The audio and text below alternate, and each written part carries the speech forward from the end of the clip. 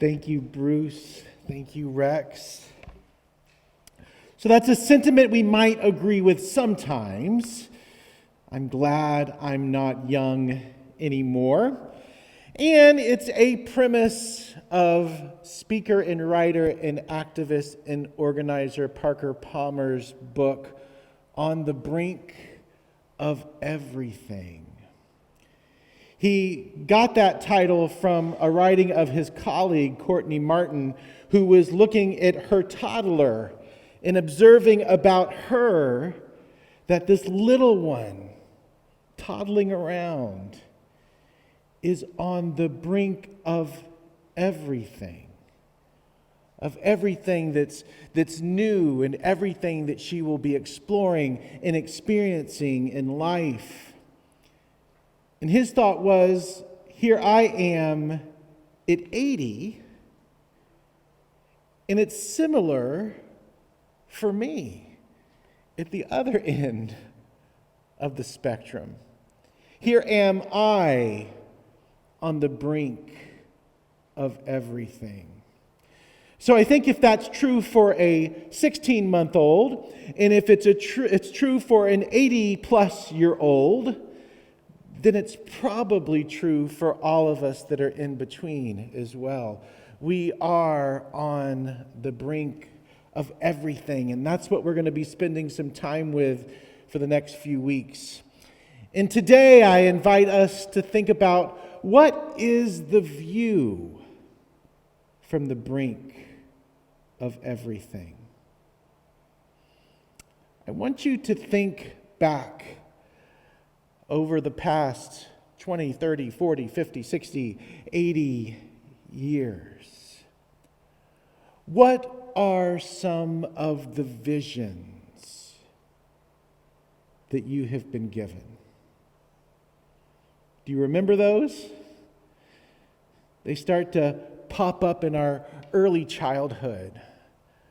What we think we might want to be, what we think we might want to do.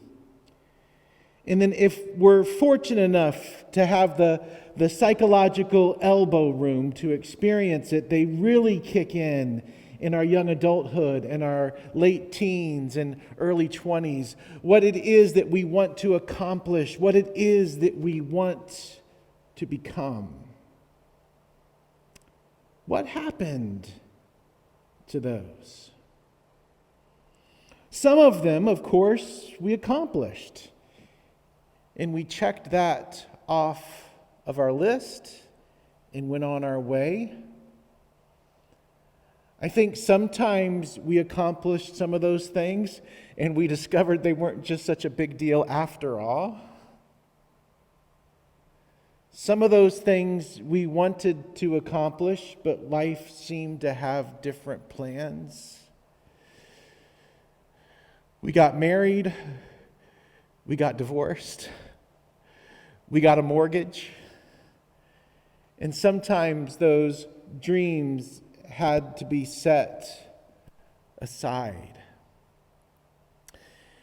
As we go along the journey of life, sometimes we feel like our capacity to accomplish those visions is limited because of where we are physically and what has happened to us in life.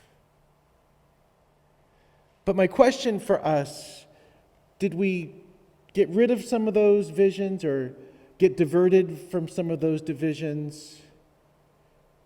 But did we replace them with anything else? I absolutely never get tired of reading through the book of Genesis in the stories of the foremothers and the forefathers. I get so much more out of them now than I did as I was a child and a young adult and understood them as a historical account of what actually happened.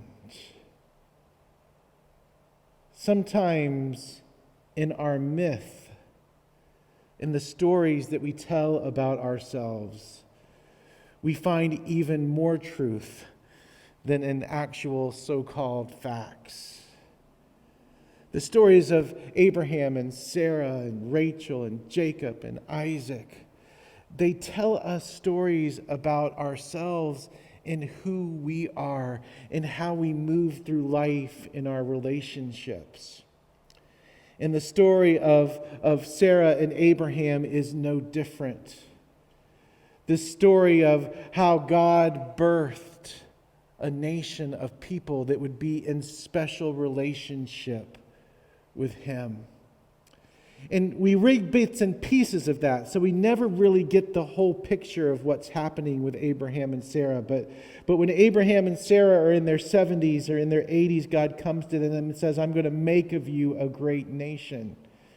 And Abram and Sarai say, well, that sounds good. We'll be a part of that. But then, as often happens with our visions, they got diverted and sidetracked. It didn't happen as quickly or in the way that they thought that it was going to happen. And so they circle back around again and back around again and back around again. And the divine comes to them and says, I'm still there. I'm still going to accomplish this. There's still going to be a great number of descendants that are as numerous as the stars in the sky and the sands in the deserts. And Abram and Sarah kind of take that into their own hands and plot and do what they think they're supposed to do in that, and it still doesn't happen. Then God comes to them again in this passage that Rex read for us this morning.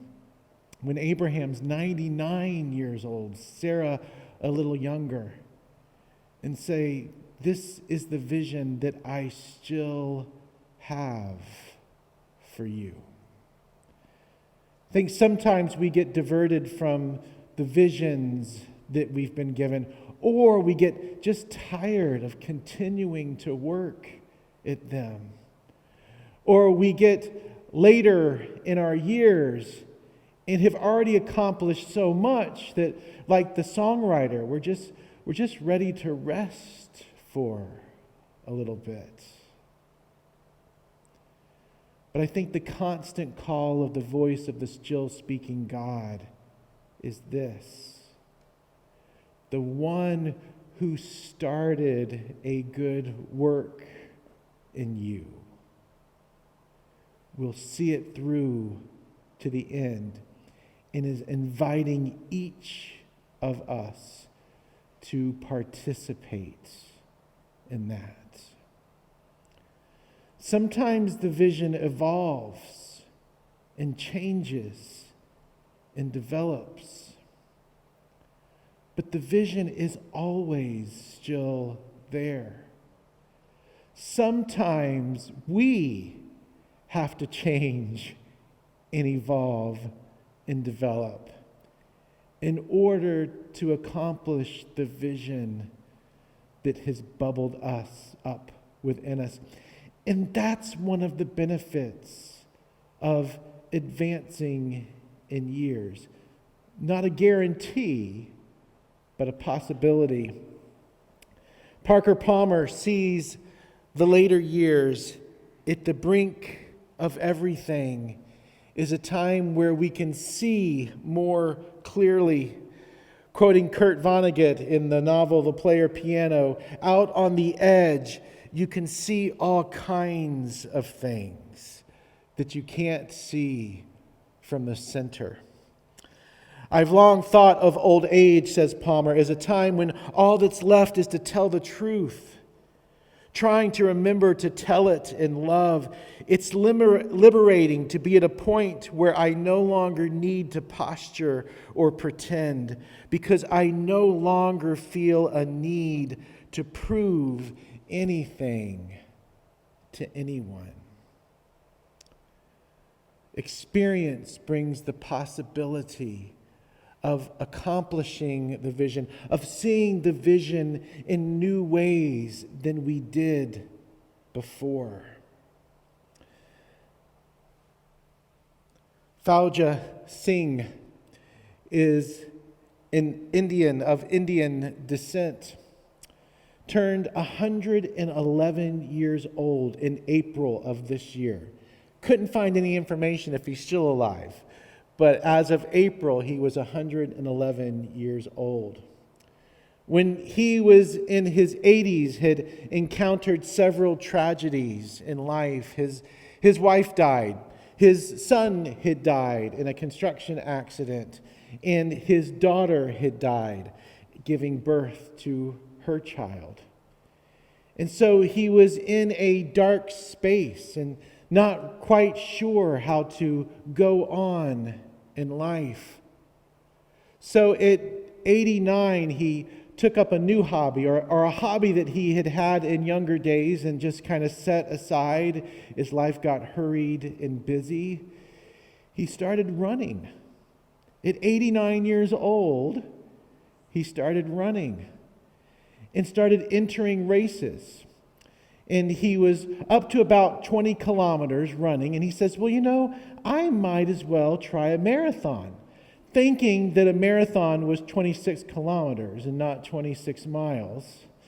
He soon learned differently, but started breaking records running marathons because nobody had at his age those records before.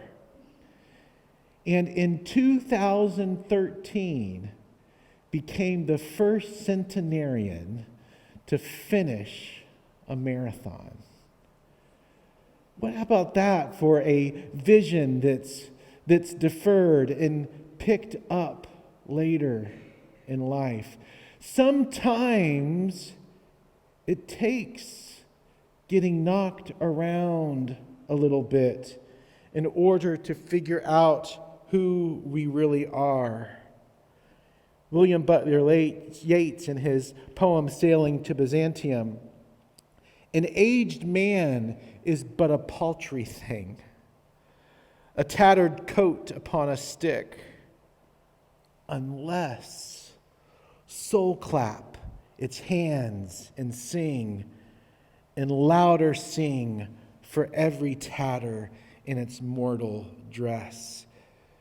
We have the possibility to change and develop. Look at Abram and Sarai. Their names changed before they were able to fully participate in the vision that God has given them. And I think it's because as we grow later in years, we encounter the possibility, as Richard Rohr states, that we can live with paradox and mystery. We can become holy fools with compassion and forgiveness. We don't need to punish or shame others, or I would add, punish or shame ourselves. Can lead, partner, or follow when necessary. Having it all, have gone beyond judgments, reason, and control to wisdom. So no matter what stage or age we are in life, my question to us is this: what are the visions that you have had that you might be invited to pick up again?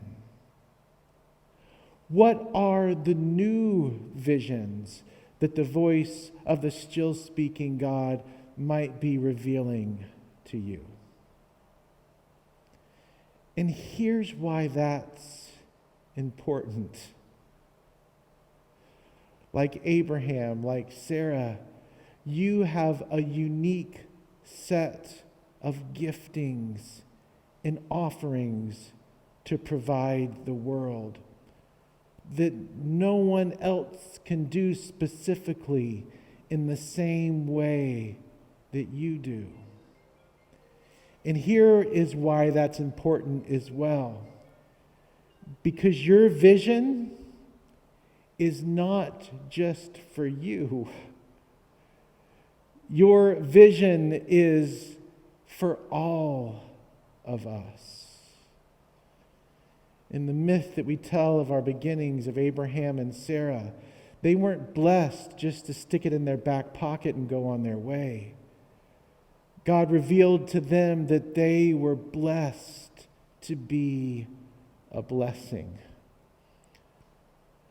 The letter writer in Philippians wasn't talking to an individual when he said, the one that has started a good work in you will be faithful to accomplish it.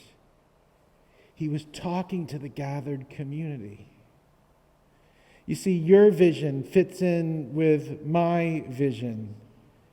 And as we work on those visions together, as we work on those from the view, from the brink of everything, and everything that we've been through and everything that we've experienced, we together have something unique and compassionate and loving to share with the world. Let's pray together.